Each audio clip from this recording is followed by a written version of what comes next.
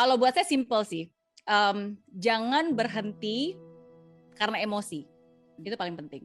So sometimes when you want to give up, atau misalnya ini benar nggak ya, atau mungkin kita harus pindah gitu kan, when you want to leave something and stop doing something, boleh-boleh aja gitu, tapi harus tahu alasannya gitu. Jadi jangan berhenti karena misalnya wah lagi susah, lagi capek, kesel, marah gitu, udah stop aja deh, udah berhenti aja deh, udah quit aja deh. Nah itu berarti alasan yang salah. Ya, karena ketika emosi kita lagi naik, ya kecerdasan kita kan menurun, ya kan? Nah, tapi kalau ini when we talk about business ya, sometimes kamu harus bisa membuat emosi itu hilang dulu gitu. Jadi ketika kamu udah nggak ngerasa capek lagi, udah nggak ngerasa sedih lagi, then you try to make the decisions, masih mau lanjut atau enggak gitu. Nah, dan menurut saya makanya penting banget kalau di bisnis itu di awal kita harus punya ukuran milestones-nya gitu. Nah, jadi jadi saya kasih waktu 6 bulan. Nah, 6 bulan ini best skenario-nya, ini worst skenario-nya gitu. Jadi kita tahu nih, ya udah kalau gitu saya coba lagi deh 6 bulan. Ini best skenario, ini worst skenario, dan what will you do differently? Strategi apa yang mau dilakukan? Nah, kalau kamu udah melakukan banyak strategi tapi ternyata masih nggak bisa juga nih di bawah, oke? Nah, terus kamu bisa pikir lagi nih, again, jangan pas lagi sedih ya. Kita benar-benar pakai logika nih kalau nentuin maju atau enggaknya. Do you still want it? Gitu. Is this something that is so important? Nah, kalau hal itu sungguh-sungguh benar-benar penting untuk kamu, ya sometimes kadang-kadang ya nggak apa-apa lah, kita coba lagi lah, belajar lagi deh, mungkin sekarang saya nggak tahu ya, cari cara, mungkin belajar sama orang yang udah tahu caranya gitu. Nah, dan dari situlah akhirnya ya kamu akan lebih punya kejernihan sih. Jadi sebelum kamu menentukan lanjut atau udahan, nah galau tau nggak galau? Gelisah antara lanjut atau udahan. Nah, oke, kamu harus bisa men-separate itu dulu. Nah, jadi after a while, even kalau misalnya harus pivot, ya kamu melakukan itu karena benar-benar benar-benar bukan karena perasaan aja.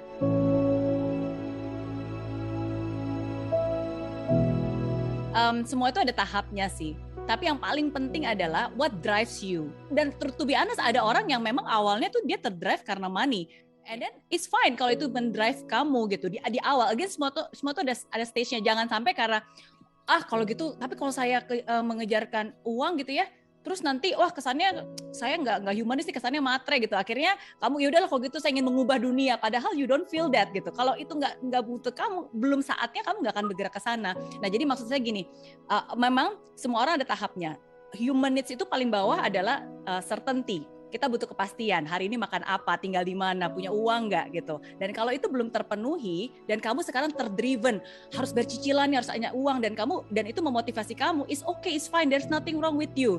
Kita hidup pasti butuh karena ada certainty yang harus dipenuhi. Tapi percaya sama saya, begitu itu sudah terpenuhi, pasti hidup itu pasti ada hati kamu yang akan kayaknya tapi kok saya masih belum happy ya. Nah, baru nanti oke, berarti kalau gitu saya harus berkontribusi nih, saya harus belajar. Nah, jadi ada tahapnya gitu. Nah, jadi memang pada akhirnya when you already grow dan menjalani hidup, saya yakin pasti yang membuat bahagia kamu pasti bukan uang. Tapi kalau saat ini itulah kebutuhan yang memang kamu penuhi, it's okay, there's nothing wrong when you work because you want to get money, there's nothing wrong with that. Tapi jangan hanya berhenti di situ. Itu poin yang saya ingin bilang.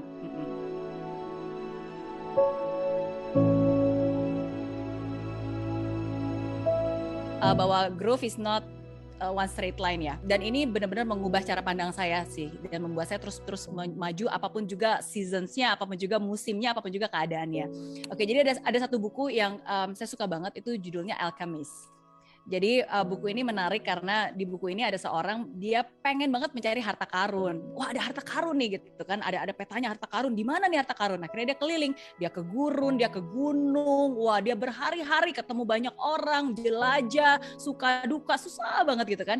Sampai akhirnya dia menemukan peta, dan ternyata harta karunnya setelah ditelusuri adanya di belakang rumahnya dia. Jadi ketika dia balik, loh, ternyata ini rumah saya dan ada di belakang rumah gitu kan. Nah, untuk banyak orang berpikir bahwa wow, wasted ya, ternyata ada di belakang rumah gitu kan. Tapi harta karun yang sesungguhnya itu sebenarnya bukan apa yang ditemukan, tapi is the journey. Ketika dia kemana-mana bertemu dengan banyak orang, ke gunung, ke gurun gitu, that's the real treasure, itulah harta karun sesungguhnya. Mungkin dia kembali ke tempat yang sama ketika dia mulai, tapi dia kembali dengan menjadi orang yang berbeda. Dan menurut saya itu penting banget karena di hidup ini ketika kita sebagai seorang entrepreneur, apapun juga pekerjaan kita ya, ada saatnya dimana kayaknya muter-muter, kok kayaknya kita balik lagi ke titik awal gitu kan. Kita udah ide-ide udah jauh-jauh, kok balik lagi ke sini. And sometimes we feel that we are wasted. Sometimes kita merasa aku balik lagi ke sini sih.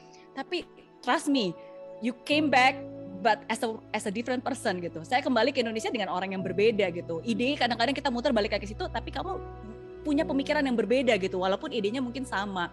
So you have to really embrace the process. Jadi because that's the real treasure. Jadi tetap semangat. That's the real growth.